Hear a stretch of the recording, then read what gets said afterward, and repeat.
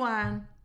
This week I want to continue answer some of the questions I received related to a video I recorded a couple of weeks ago, which was all about setting intention and the work I do with my clients about setting intention and making sure to remove blocks that maybe are hindering them to really be convinced about what their intentions are, what their objectives are, and stop self-sabotaging them. So another comment I received was, okay, but how reality plays out doesn't only depend on me. For example, one of you wrote to me and said, well, I have an intention to really grow in my career, but in the end of the day, the decision makers are my bosses, and there is only this much that I can do.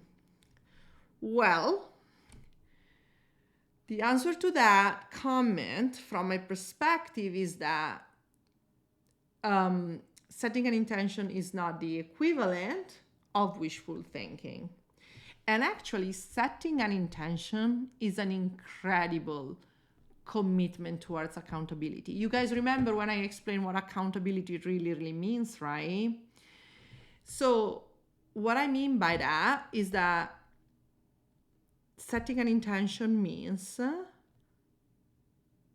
committing to do the work, to do the hard work, and never stop until that goal is achieved, because my intention is so important to me and I am so clear about my goal. Do you remember last week I talked about how setting an intention is not about focusing on the how, but the what and the why? So I am so clear of why I'm doing something that failure is not an option, and I will rethink and respin my how until I don't reach that end goal, because I am super crystal clear that the mean is not the goal. And so I can continuously creatively reinvent myself to the point of achieving the desired outcome. Think about when you have set the intention, for example, of a career goal, and if in a company it wasn't working out, maybe you changed your job, right?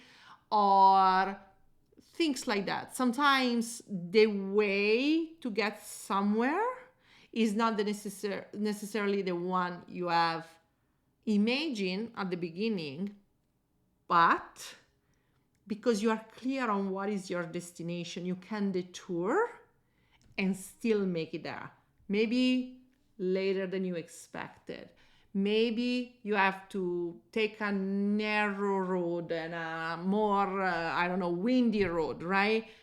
But you are still gonna make it there because you're clear about what is your destination. And once again, you are not afraid of doing the hard work, and you are clear on the destination, which is not the how, it's not the way there, but is the final real objective, which once again is not winning the lottery, but is potentially a couple of layers deeper, where you finally realize what is exactly that thought that is driving that desire, and what is it exactly that you want to achieve. For example, making an impact in the world, right? And using money to accomplish that, right? That's what setting an intention really means. And so the reason why people feel that this is like all wishy-washy and new age or whatever is because if you are not clear on exactly what it is that you want, the detour looks like a detour. If you are very clear about what is your destination, you have reached your destination and you're happy with it.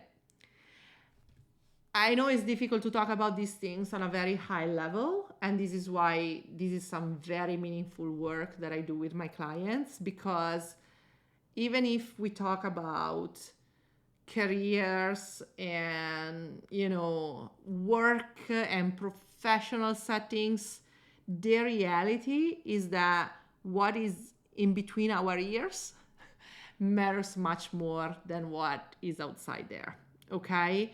And so if we cannot control and master and create the best path in between our ears, it's very difficult for us to impact our outside world. So if you are ready, to achieve success, define success for what it really means to you, and you totally wanna do the hard work. This is hard work. I'm not gonna lie. This is hard work about getting there.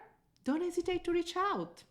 I'm Simona Pappalardo, and I'm a coach who helps overworked and overwhelmed managers become authentic and confident leaders who create success for themselves, their teams, and their organization at large. I'll talk to you soon. Bye.